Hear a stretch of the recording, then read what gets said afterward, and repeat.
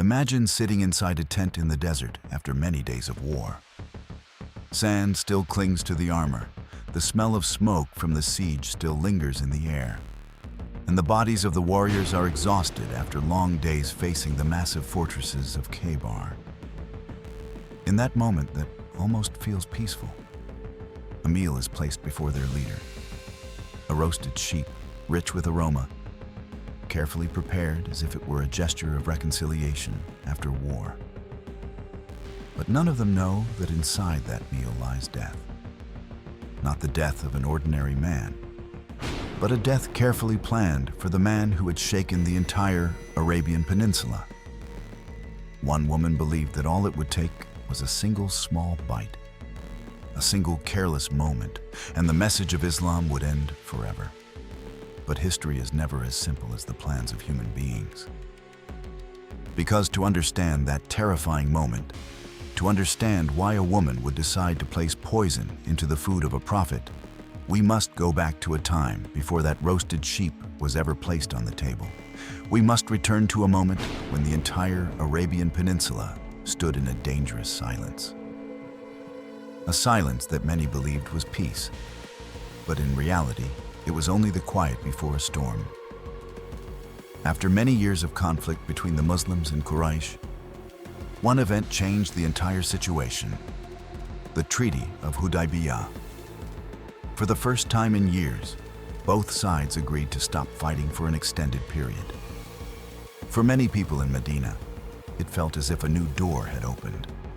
Swords could finally be set down, and families could sleep without fearing the sound of enemy horses in the middle of the night. And the city of Medina seemed to release a long breath after years of tension. But Prophet Muhammad, peace and blessings be upon him, understood that history rarely changes because of a single treaty. Peace in one place does not mean danger has disappeared. In fact, to the north of Medina, another threat was quietly growing. That place was Khaybar, a land surrounded by black volcanic mountains and powerful fortresses. Unlike the small villages scattered across the desert, Khaybar was a massive defensive system. Thick walls, heavy iron gates, tall watchtowers overlooking the surrounding land. The people living inside those fortresses believed that no army could ever break through their defenses. But Khaybar was not strong only because of its walls. The leaders there had played important roles in several plots against Medina. They had encouraged Arab tribes to form alliances with Quraysh during the Battle of the Trench, one of the most dangerous moments the Muslim community had ever faced. They had sent secret messages, encouraged betrayal, and held on to the hope that Islam would collapse before it had the chance to spread. So while many people saw the Treaty of Hudaybiyyah as a sign of peace, the Prophet saw something different. He saw a short window of time before the hostile forces in the north could prepare a new attack. He understood that if Khaybar were left alone for too long, those fortresses could become the center of a war greater than any before it. So the decision was made. There were no war drums, no loud announcements. But that decision would change history. The Muslims would march north. They would reach Khaybar before their enemies could strike first.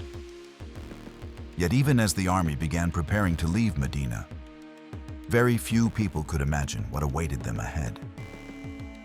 No one knew that the march would lead to battles that would shake the entire region.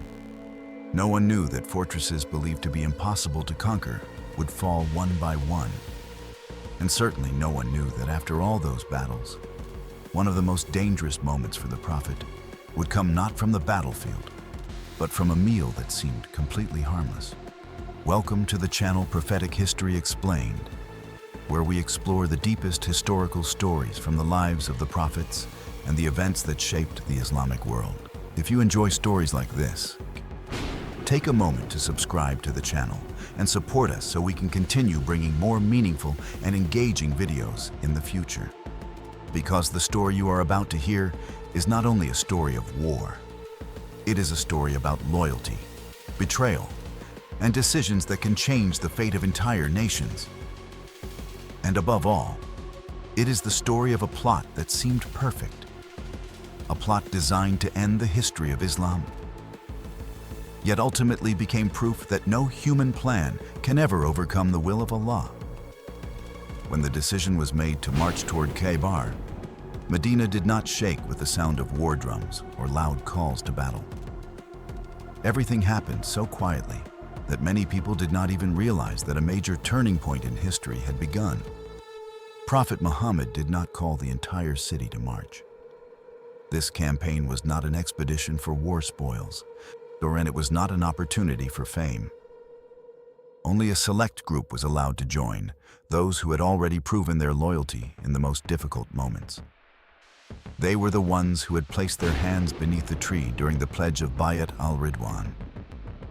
They were the men who swore before Allah that they would never turn their backs on His messenger, even if death stood before them. That pledge was not a symbolic ceremony. It was made during a moment of tension so great that many believed war could erupt at any moment. The men who gave that pledge had promised they were ready to sacrifice their lives to protect the Prophet and the Muslim community.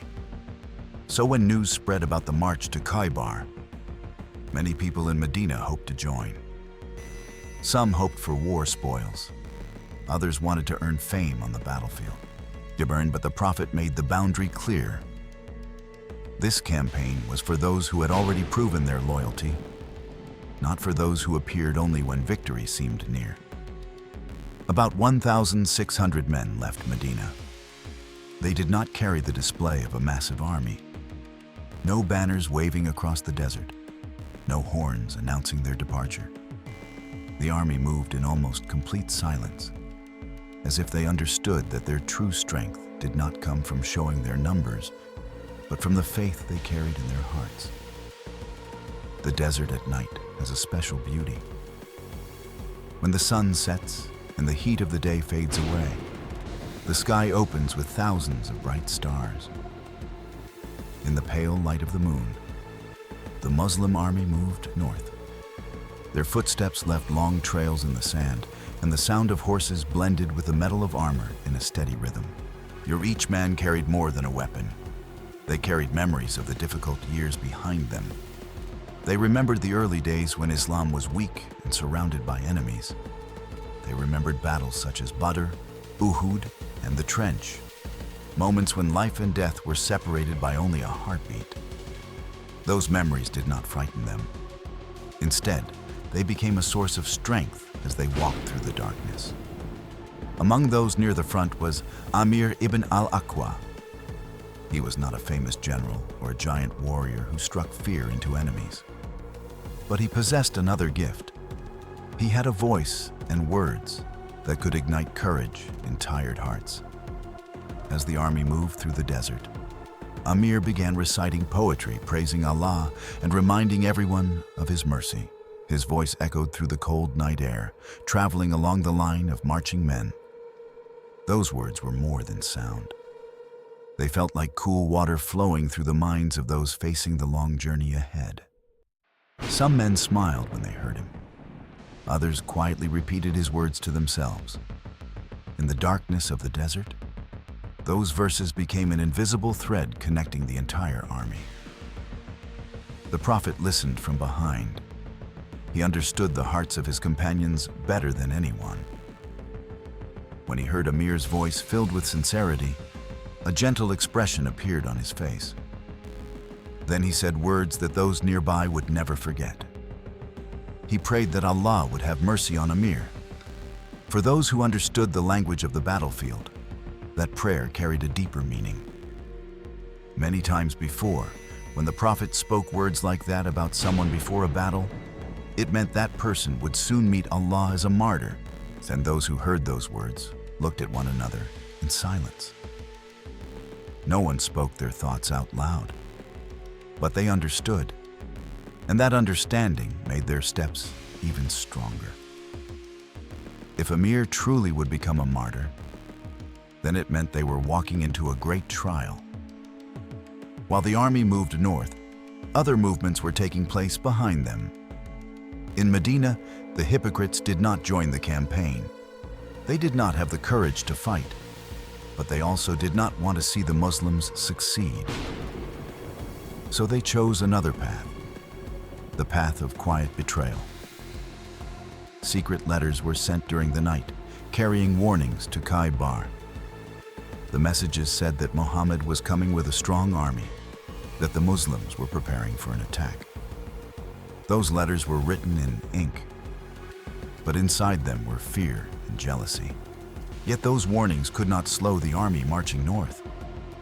They continued moving across land that grew rougher and harsher. The soft desert sand slowly gave way to sharp black stones.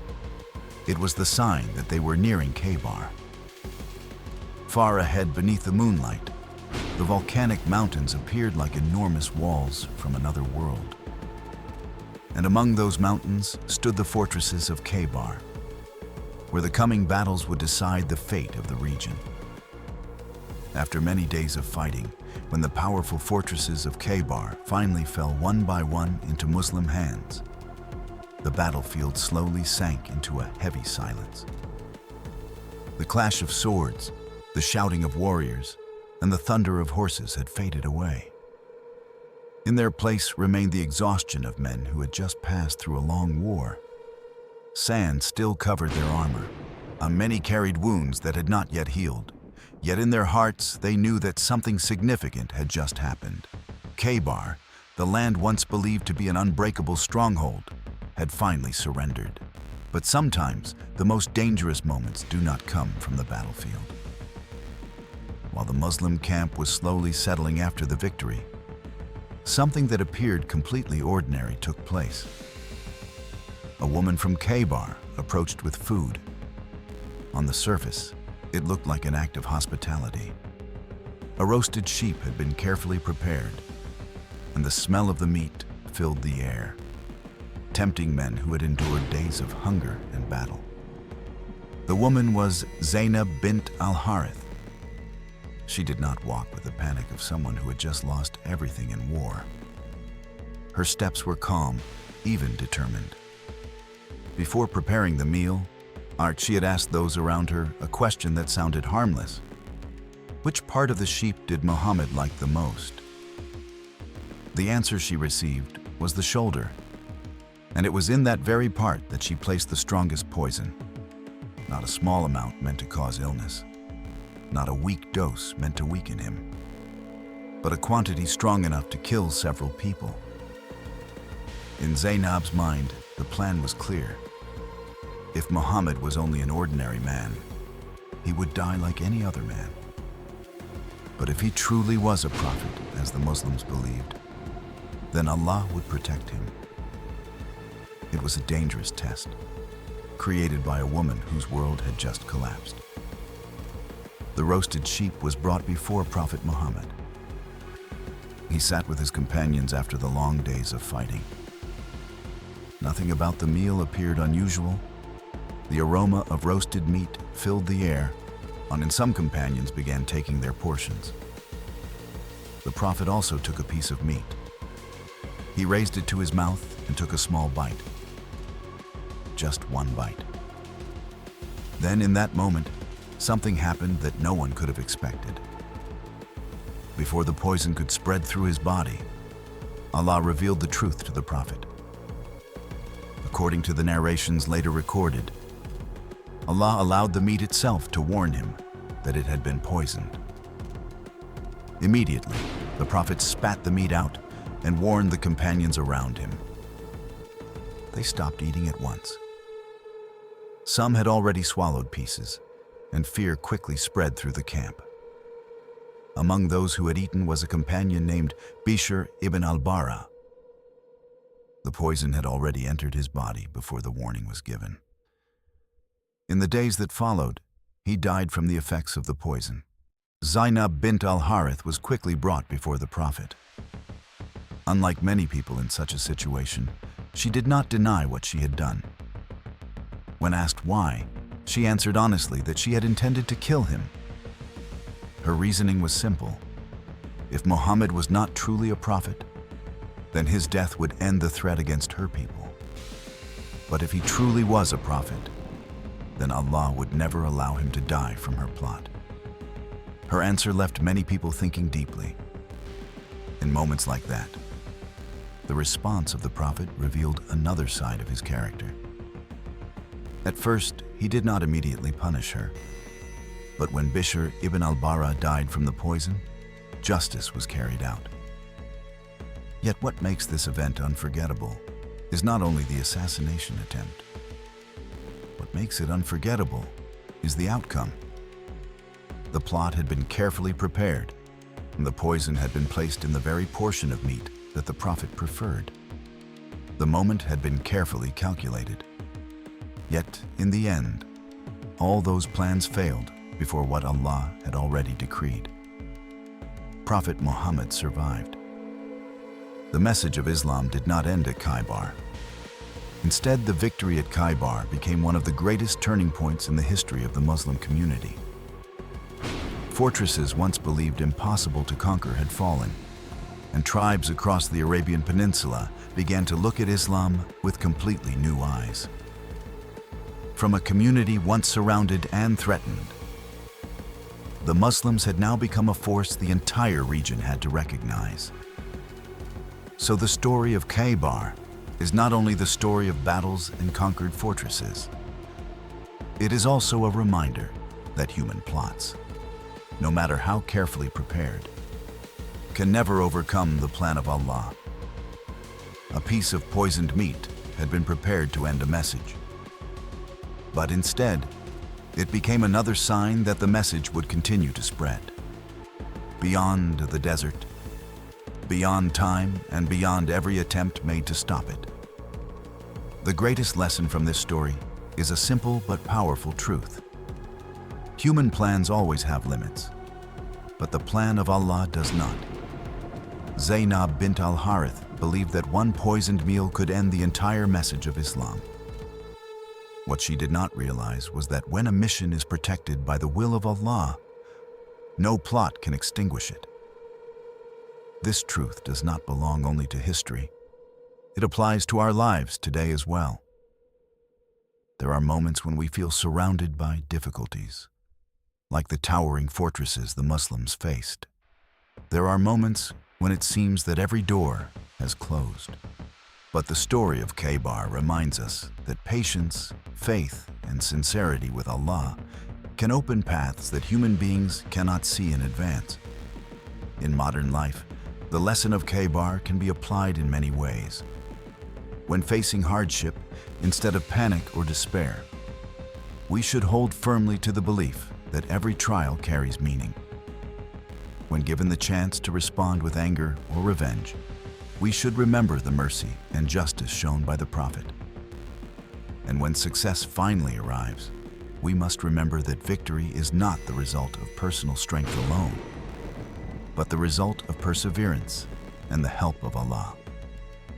If you enjoy deep historical stories like this, join the community of Prophetic History Explained as we continue exploring meaningful lessons from the lives of the prophets, the companions, and the events that shaped Islamic history.